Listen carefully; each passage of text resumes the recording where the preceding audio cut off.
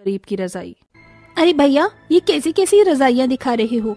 थोड़ी अच्छी और मुलायम रजाई दिखाइए। मैडम जी ये देखिए, ये हमारे यहाँ की सबसे अच्छी रजाइयाँ हैं। हाँ, ये वाली काफी अच्छी है। एक काम करो, ये 5 रजाइयाँ दे दीजिए। मम्मी, आप ये इतनी सारी रजाइयाँ क्यों ले रही हो? हमारे पास तो ऑलरेडी रजाई है ना। रोहन बेटा, ठंड का मौसम शुरू हो गया है, इसलिए मैं इतनी सारी रजाइयाँ ले रही हूँ, ताकि जब एक रजाई को ओढ़कर हम लोग बोर हो जाएं, तो हम न्यू रजाई ओढ़ लें। निमी की बात सुन निमी के घर में काम कर रही नौकरानी शालू सोचती है, ये अमीर लोगों की भी जिंदगी कितनी अच्छी होती है। इनके पास इतनी सारी रजाई होती है और एक हम गरीब हैं जो फटी पुरानी इकलौती रजाई में न जाने कितनी सर्दियों का मौसम गुजार लेते हैं। शालू मन ही मन अपनी गरीबी के बारे में सोचती है और सारे काम खत्म कर अपने घर जाती है, जहाँ वो देखती है कि उसके दोनों बच्चे ठंड में कपकपाते हुए रो रहे हैं। क्या हुआ बच्चों, तुम रो क्यों रहे हो? माँ, अपनी धूप में फटी हुई रजाई रखी थी ना, आपके जाने के बाद अचानक बारिश हो गई और सारी की सारी रजाई भीग के खराब हो गई। अब हम लोग क्या ओढ़ेंगे? हे भगवान, ये तो सारी अत्याचार हम गरीबों पर ही क्यों करती हो? ठंड में ये फटी हुई रजाई ही हमारा इकलौता सहारा थी। अब मेरे बच्चों का क्या होगा? इनके पास तो गर्म कपड़े भी नहीं है। शालू, भगवान को कोसने से क्या होगा? इन सब का कारण तो मैं हूँ। अगर मैं ठीक होता तो आज तुम्हें और बच्चों को इतना दुख दर्द नहीं देखना पड़ता। शालू का पति अमर का आधा शरीर पैरालाइज होता है, जिसके चलते वो कुछ काम नहीं कर सकता था, जिसकी वजह से शालू को ही नौकरानी का काम करके अपने घर का गुजारा चलाना पड़ता था। बच्चों, तुम यहीं बैठो, मैं कहीं न कहीं से कुछ इंतजाम करती हूँ। इतना कहकर शालू बाहर मंडी की तरफ निकल जाती है, जहाँ वो देखती है कि काफी सारे सब्जी वाले बैठे हैं, जिनके पास बहुत सारे बोरे रखे हुए हैं। भाई साहब, ये सब्जी का बोरा कितने रुपए का है? अरे ये तो हमारे किसी भी काम का नहीं है। अगर आपको इसकी जरूरत है तो आप इसे ले सकती हैं। शालू सब्जी वाले से बोरे ले आती है और उन्हें आपस में सिलकर उनकी एक चादर बना देती है और अपने बच्चों और पति को उड़ा देती है। माँ, ये तो बहुत चुभ रहा है। हाँ बच्चों, लेकिन अब इस सर्दी से बचने का यही हमारे पास इकलौता सहारा है। ऐसे ही दिन गुजरते हैं और दिन गुजरने के साथ साथ ठंडी का मौसम भी बढ़ता रहता है। अरे ओ महारानी, अभी तक तेरे कपड़े धुले क्या? मालकिन, पानी बहुत ज्यादा ठंडा है। ठंडे पानी में काम करने की वजह से मेरे हाथ पूरी तरह सूज गए हैं। क्या मैं थोड़ा गर्म पानी कर लूं? ओहो, अब इस नौकरानी को कपड़े धोने के लिए गर्म पानी चाहिए। गीजर का जो बिल आएगा उसे कौन भरेगा? तेरा बाप। चुपचाप से ठंडे पानी में कपड़े धो। अगर ज्यादा चपर चपर की ना तो इस महीने की तनख्वाह तुझे अगले महीने दूंगी। अपनी मालकिन की बात सुन शालू डर जाती है और बेचारी शालू को अपने सूजे हुए हाथों के साथ ही ठंडे पानी में काम करना पड़ता है। जिसके बाद शालू जैसे ही अपने घर पहुंचती है तो देखती है कि उसके पति अमर की हालत बहुत ज्यादा खराब है। हे भगवान, अब मैं क्या करूं? इनका बदन तो बिल्कुल आग की तरह तप रहा है। इन्हें मैं अकेले छोड़कर कैसे जाऊंगी? और अगर काम पर नहीं गई तो मालकिन मेरी 2 दिन की तनख्वाह काट लेंगी। माँ, आप फिक्र मत करो, आपकी जगह मैं काम पर चली जाऊंगी। लेकिन बेटा, तू अभी बहुत छोटी है, तो काम कैसे करेगी? कोई बात नहीं माँ, मैं सब कर लूंगी। आपको देख देख कर मैं सब सीख गई हूँ। जिसके बाद अगले दिन कोमल अपनी माँ की जगह काम पर जाती है। एक इन नौकरों के बहाने खत्म नहीं होते हैं। तुझे पता है ना घर के क्या क्या काम होते हैं? अगर कोई भी चीज टूटी फूटी तो मुझसे बुरा कोई नहीं होगा। आप फिक्र मत करिए, माँ ने मुझे सब कुछ बता दिया है, आपका कुछ भी नुकसान नहीं होगा। इतना कहकर 6 साल की कोमल घर के सारी काम करने लगती है। तभी कोमल देखती है, प्रिया, ये वाली रजाई कितनी ज्यादा गर्म है ना। अब से मैं यही रजाई ओढ़ूंगा। इस रजाई में ये मूंगफली, गजक और लड्डू खाने में कितना ज्यादा मजा आ रहा है ना। हाँ भैया, और आपको पता है इस बार मम्मी मुझे क्रिसमस पर नए कपड़े भी दिलवाएंगी। अपनी उम्र के रोहन और प्रिया को देखकर कोमल का भी मन गजक, मूंगफली और लड्डू खाने का मन करता है और वो रोहन प्रिया के पास जाती है। सुनो, मुझे भी मूंगफली और लड्डू खाने को दो ना, मैंने सुबह से कुछ भी नहीं खाया है। छी, तुम कितनी गंदी हो, दूर जाओ। और तुम्हारी हिम्मत कैसी हुई हमारी रजाई को छूने की? क्या हुआ रोहन बेटा? माँ देखो ना, ये हमसे हमारे खाने की चीज मांग रही है और हमारी रजाई को भी छू रही है। तेरी इतनी हिम्मत कि तूने मेरे बच्चों की रजाई को छुआ? चल भाग यहाँ से, आई बड़ी मेरे बच्चों का खाने वाली। निमी और उसके बच्चों की बात सुनकर कोमल रोते हुए वहाँ से चली जाती है और घर आकर सारी बातें अपनी माँ को बताती है। माँ मुझे भी नए कपड़े चाहिए और रजाई भी, ये बोरा बहुत चुभता है। बच्चों मैं तुम्हारी हालत समझ सकती हूँ बच्चों, लेकिन तुम्हारी माँ के पास इतने पैसे नहीं है कि वो तुम्हें क्रिसमस पर नए कपड़े दिला सके। अपनी माँ को माफ कर देना मेरे बच्चों। इतना कहकर शालू अपने दोनों बच्चों को गले से लगा लेती है। बढ़ती ठंड की वजह से निम्मी और उसके बच्चों की तबीयत बहुत ज्यादा ही खराब हो जाती है, जिसके चलते वो सभी लोग बिस्तर पर पड़ जाते हैं। अच्छू अच्छू। मालकिन आप सभी लोग तो बहुत बीमार पड़ गए हैं। हमारे गांव में जब भी कोई बीमार पड़ता था तो हम उसे काढ़ा बनाकर पिलाते थे।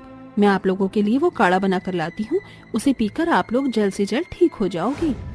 डॉक्टर की दी हुई महंगी दवाइयाँ से तो हम ठीक नहीं हुए और तुझ गवार गरीब की दिए हुए काढ़े से हम लोग ठीक हो जाएंगे। मालकिन एक बार आप काढ़ा पीकर तो देखिए, देखना आप लोग 2 दिनों के अंदर ही बिल्कुल ठीक हो जाओगे। शालू देसी तरीके से काढ़ा बनाती है और अपनी मालकिन और उसके बच्चों को पिलाती है, और जब तक वो सब ठीक नहीं हो जाते उनकी दिन रात सेवा करती है। मैंने शालू के साथ कितना गलत बर्ताव किया, लेकिन इसके बावजूद भी आज वो मेरा और मेरे बच्चों का कितना ख्याल रख रही है। हम लोग दिन भर हीटर के सामने गर्म कपड़े पहने और रजाई के अंदर बैठे रहते हैं, तब भी हम लोग बीमार पड़ गए। और बेचारी शालू के शरीर पर तो एक भी गर्म कपड़ा नहीं है। मुझे तो अपने किए पर पछतावा हो रहा है। वैसे ये शालू गई कहाँ? आज तो उसकी सैलरी देनी थी और आज ही जल्दी घर चली गई। कल क्रिसमस है, एक काम करती हूँ, शालू और उसके बच्चों के लिए कुछ सामान ले लेती हूँ और उसकी सैलरी देने उसके घर चली जाती हूँ। वो और उसका परिवार वाले खुश हो जाएंगे। निम्मी शालू और उसके बच्चों के लिए काफी सारा सामान लेती है और उसके घर पहुंच जाती है। लेकिन निम्मी जैसे ही शालू के घर जाती है तो देखती है कि उसका पति पैरालाइज की हालत पर ठंड में कपकपा रहा है। शालू के दोनों बच्चे बोरा ओढ़े एक कोने में बैठे हैं और बेचारी शालू खांसते हुए चूल्हे पर खाना बना रही है। शालू, मालकिन आप यहाँ क्या कर रही हैं? तुम्हारे परिवार वालों की ऐसी हालत है, तुम्हारा पति ठंड में कांप रहा है, तुम्हारे बच्चों ने बोरे ओढ़ रखे हैं, तुम इतनी ठंड में गरीबी में कैसे रह रही हो? ये तो हम गरीबों की किस्मत में लिखा है। खैर छोड़िए, आप यहाँ बैठिए, मैं आपके लिए चाय बना कर लाती हूँ। शालू, मैं तुम्हारे और तुम्हारे बच्चों के लिए ये गर्म कपड़े और ये रजाई लेकर आई हूँ। कल क्रिसमस है ना, तो मैंने सोचा इससे अच्छा तोहफा क्या ही होगा। और ये लो तुम्हारी तनख्वाह। शालू, मैंने तुम्हारे साथ आज तक जैसा भी बर्ताव किया उसके लिए मुझे माफ कर देना। मुझे अपनी गलती का एहसास हो गया है। आप मुझसे माफी मत मांगिए। आप कहाँ और मैं कहाँ, आपने हम गरीबों के लिए इतनी दरियादिली रखी, यही हम गरीबों के लिए काफी है। आपके एहसान को मैं कभी नहीं भूल पाऊंगी। शालू की बात सुन निम्मी शालू को गले से लगा लेती है, जिसके बाद निम्मी शालू की सैलरी और बढ़ा देती है, जिससे शालू की फाइनेंशियल कंडीशन ठीक होने लगती है। वहीं अब शालू और उसका परिवार सर्दी के मौसम में गर्म कपड़े पहनता है और अच्छी रजाई ओढ़ते हैं। गरीब दर्जी सास ने सिला 5 बहू का कंबल। हट यहाँ से, मैं यहाँ बैठूंगी। नहीं नहीं, यहाँ मैं बैठूंगी। तू कब से चूल्हे के पास बैठी हुई है, अब मेरी बारी है। ओहो, महारानी सुबह से आराम कर रही हैं और ठंडे पानी में काम मैं कर रही हूँ, फिर भी चूल्हे के पास इन्हें बैठना है। तो मैं इंसान नहीं हूँ क्या? मुझे ठंड नहीं लगती? अपनी दोनों बहू अंकिता और वैशाली की लड़ने की आवाज सुन करुणा देवी और उसकी बाकी की तीनों बहुएं वहाँ आ जाती हैं। क्या हुआ तुम दोनों को, क्यों लड़ रही हो? माँ जी देखिए ना, सुबह से ठंडे पानी में काम मैं कर रही हूँ और चूल्हे के पास इसे बैठकर हाथ पैर सेकने हैं। माँ जी, आप तो जानते हो ना कि मुझसे ठंड बर्दाश्त नहीं होती, तो चूल्हे की सबसे ज्यादा जरूरत किसे है, इसे या मुझे? ठंड शुरू ही नहीं कि तुम दोनों का लड़ना शुरू हो गया। इस चूल्हे के पास कोई भी नहीं बैठेगा। जाकर अपने अपने काम करो, वरना तुम सबको अक्ल ठिकाने लगा दूंगी। अपनी सास की बात सुन बहुएं चुपचाप से वहां से चली जाती हैं और अपने अपने कामों में लग जाती हैं। दिसंबर का महीना शुरू हो चुका था और इसी के साथ शुरू हो चुकी थी कड़ाके की सर्दी। चारों तरफ सर्दी का माहौल और ठंडी ठंडी हवाएं होती हैं। करुणा देवी अपनी 5 बहू के साथ एक छोटे से घर में रहती है। करुणा देवी दर्जी का काम करती थी, जो लोगों के थोड़े बहुत कपड़े सिलकर अपने घर का खर्च चलाती थी। वहीं करुणा देवी के 5 बेटे अक्सर काम के सिलसिले में बाहर रहा करते थे। अच्छा हुआ आप मुझे घर पर ही मिल गई। सुबह से 2 चक्कर लगा चुकी हूँ आपके घर के, लेकिन आप हो कि हमेशा गायब रहती हो। अरे नहीं नहीं मुन्नी बेटा, वो सविता बहन जी के कुछ कपड़े सिले थे तो वही देने के लिए गई थी। तू बता तेरा आना कैसे हुआ यहाँ? काकी ये देखिए ना, कल दोनों बच्चों ने खेल खेल में कंबल को बीच में से फाड़ दिया था। आप इसे जल्दी से सीकर दे दीजिए, वरना दोनों बिना कंबल के घर में उधम मचा देंगे। ठीक है, मैं अभी थोड़ी देर में कंबल सिलकर तेरे घर भिजवा देती हूँ। करुणा देवी अपनी छोटी सी सिलाई मशीन पर उसे फटे हुए कंबल को सिल ही रही होती है कि तभी उसे फिर से अपनी बहुओं की लड़ने की आवाज आती है, जिसे वो सुन भागी भागी अपनी बहुओं के पास जाती है और देखती है कि शॉल तो मैं ही ओढ़ूंगी। ऐसे किसी शॉल को ओढ़ने की बारी अब मेरी है। नहीं, इसे ओढ़ने की बारी मेरी है। मैं तुम सबकी जेठानी हूँ, ये शॉल तो मुझे ही मिलनी चाहिए। जेठानी हुई तो क्या हुआ, इसका मतलब ये थोड़ी ना कि सभी चीजों पर हक तुम्हारा होगा। ला, ये शॉल मुझे दे। पांचों बहुएं शॉल को अपनी अपनी तरफ खींचने लगती हैं, जिसके चलते खींचतानी में वो शॉल फट जाती है और पांचों बहुओं के हाथ में शॉल का एक एक टुकड़ा आता है, जिसे देख करुणा देवी आग बबूला होकर कहती है, करम चलियो, ये शॉल मुझे तुम्हारे ससुर जी ने दी थी। मेरे पास उनकी आखिरी निशानी रह गई थी, लेकिन तुम पांचों ने इस शॉल को फाड़ दिया।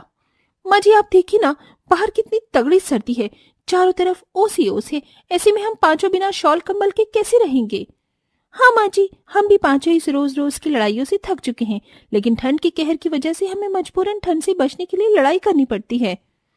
अपनी बहू की बात सुन करुणा देवी कुछ नहीं कहती और वहां से चली जाती है और अपनी पुराने संदूक को खोलकर उसमें से एक बहुत पुराना कंबल निकालती है। बहुओं, ओ बहुओं, इधर तो आना जरा। जी माँ जी, बोलिए। अब तुम पांचों को ठंड में ना ही तो शॉल के लिए लड़ना पड़ेगा, ना ही हाथ पैर सेकने के लिए। ये लो, तुम पांचों इस कंबल को ओढ़कर आराम से सोना। आखिरकार इस सर्दी से राहत तो मिली। दिन से रात होती है और पांचों बहुएं कंबल ओढ़कर सो जाती हैं, लेकिन कंबल की जगह जगह से फटने की वजह से हवा कंबल से आसानी से अंदर बाहर हो रही थी, जिसके चलते इस कंबल में से तो आसानी से हवा अंदर बाहर हो रही है। मेरे पैर तो बर्फ की तरह ठंडे हो रहे हैं। अरे वैशाली, थोड़ी कंबल दो ना इधर। पूरी कंबल तो तुमने अपनी तरफ ही कर ली है। अरे मैंने नहीं, संकिता ने सारी कंबल अपनी तरफ ले रखी है, देखो जरा। अरे मैं तो बिल्कुल बिना कंबल की सो रही हूँ। रात में भी तुम लोगों को चैन नहीं है, इतनी मुश्किल से नींद लगी थी। क्या हुआ तुम लोगों को? देखिए ना माँ जी, इन लोगों ने सारी की सारी कंबल ले ली है। एक तो कंबल फटी हुई है, ऊपर से ढंग से ओढ़ने को भी नहीं मिल रही है। कंबल हमने नहीं बल्कि संकिता ने ले ली है। और नहीं तो क्या करूं, एक तो इतना छोटा कंबल ऊपर से फटा हुआ है, ऐसे में हम लोग कैसे सोएंगे। करुणा देवी अपनी बहुओं की बातों को सुनकर कुछ नहीं कहती और सुबह होते ही उस पुरानी फटी कंबल को लेकर सिलने लगती है। कंबल सिलने के बाद कंबल के अंदर से हवा आनी जानी तो बंद हो जाती है, लेकिन पांचों बहुओं को एक ही कंबल में सोने में काफी परेशानी आती है, जिससे उन पांचों में हमेशा कंबल के लिए अनबन बनी रहती है। रात में तो पूरा का पूरा कंबल लेकर सो जाती है, ऊपर से दिन में भी इसके हाथों से कंबल नहीं छूटती। अगर इतना ही कंबल ओढ़ने का शौक है ना, तो अपने मायके से मंगवा ले। एक तो एक कंबल है, ऊपर से तुम चारों के साथ इसे बांटना पड़ता है। ऐसी कंबल के लिए रोज रोज लड़ने से अच्छा है कि हम लोग बिना कंबल के ही सो जाए। दूर खड़ी करुणा देवी अपनी बहू की ऐसी बातें सुन और उन्हें ठंड में ऐसे तड़पता देख करुणा देवी की आंखों में आंसू आ जाते हैं। अब चाहे कुछ भी हो जाए, मैं अपनी बहुओं को उनके लिए अलग अलग कंबल दूंगी, ताकि जिससे मेरी पांचों बहुएं इस ठंड भरे मौसम में चैन की नींद सो सके और इस सर्दी से बच सके। इतना कहकर करुणा देवी अपनी सिलाई मशीन पर बैठ जाती है और दिन रात लोगों के कपड़े, कंबल, चादर सिलती रहती है। माँ जी, आप सुबह से सिलाई कर रही हैं, देखिए 4 बज चुके हैं और आपने अभी तक कुछ खाया भी नहीं है। ठंड में इतनी देर बैठकर काम करेंगी तो आपकी कमर में दर्द शुरू हो जाएगा। नहीं बहू, मुझे कुछ नहीं होगा, जाओ तुम लोग आराम कर लो। सुबह से ठंडे पानी में काम करके थक गई होंगी ना, तुम्हें ठंड भी लग रही होगी। अपनी सास को दिन रात ठंड में कपकपाते हुए सिलाई करता देख पांचों बहुओं को कुछ समझ नहीं आता। इसी के साथ अपनी सास की ऐसी हालत देख पांचों बहुओं को काफी बुरा भी लगता है, लेकिन वो कुछ नहीं कर पाती। ऐसे ही समय गुजरता है और एक दिन सुबह सुबह माँ जी कहाँ चली गई? 11 बज गए हैं, अभी तक माँ जी आई ही नहीं। हमारी रोज रोज की खिटपिट और लड़ाई की वजह से माँ जी परेशान होकर घर छोड़कर तो नहीं चली गई। ऐसा नहीं हो सकता, माँ जी हमें ऐसे छोड़कर नहीं जा सकती। लगता है वो कहीं बाहर गई होंगी, अभी आती ही होंगी। सुबह से शाम हो जाती है, लेकिन करुणा देवी अभी तक घर नहीं आती, जिसके चलते पांचों बहुएं अपनी सास की फिक्र में डूबी रहती हैं। मुझे तो माँ जी की फिक्र हो रही है। एक तो सर्दी का मौसम है, अंधेरा भी जल्दी से हो जाता है, ऊपर से ये सर्दी। माँ जी के पास तो कोई गर्म कपड़े भी नहीं है। माँ जी हमें सच में छोड़कर चली गई। हम लोग पागलों की तरह रोज कंबल के लिए लड़ते थे, इसलिए माँ जी हमसे परेशान होकर चली गई। मैं अपनी बहुओं को छोड़कर कहाँ जाऊंगी? माँ जी आप कहाँ थी? आप हमें ऐसे बिना बताए कहाँ चली गई थी? मैं तुम पांचों के लिए कुछ लाने के लिए गई थी, ये देखो। इसमें क्या है माँ जी? खुद ही खोल कर देख लो, पता चल जाएगा। करुणा देवी की पांचों बहुएं जैसे ही उसके लाए हुए थैलों को खोलकर देखती हैं तो देखती ही हैरान रह जाती हैं। इसमें इसके अंदर तो कंबल है, वो भी एक नहीं 5-5। हाँ बहू, इस सर्दी के मौसम में मैं रोज रोज तुम पांचों को ठंड में तड़पता देखती थी। तुम पांचों को ऐसे देख मेरा कलीजा मानो फट जाता था, इसलिए मैंने तुम पांचों के लिए ये कंबल खरीदा। इसका मतलब आप जो दिन रात ठंड में बैठकर कपड़े सिला करती थी, वो सब हमारे कंबलों के लिए था। माँ जी, हमें माफ कर दीजिए, हम लोगों की वजह से आपको ठंड में दिन रात मेहनत करनी पड़ी। हमें माफ कर दीजिए, हम तो भूल ही गए थे कि आपको भी हमारी तरह सर्दी लगती होगी। इस सब के बावजूद भी आपने हम सबके लिए मेहनत की। अपनी पांचों बहुओं की आंखों में आंसू देख करुणा देवी कहती है, ऐसे रहो मत, ये सब मैंने तुम्हारे लिए ही तो किया है। अब देखो, अब तुम सबको बिल्कुल भी ठंड नहीं लगेगी और तुम सब आराम से सर्दी के मौसम में रहोगे। पांचों बहुएं अपनी सास के गले लग जाती हैं, जिसके बाद अब पांचों बहुएं अपनी अपनी कंबल में आराम से सर्दी के मौसम में सोती हैं और पांचों बहुओं के बीच का मनमुटाव भी खत्म हो जाता है।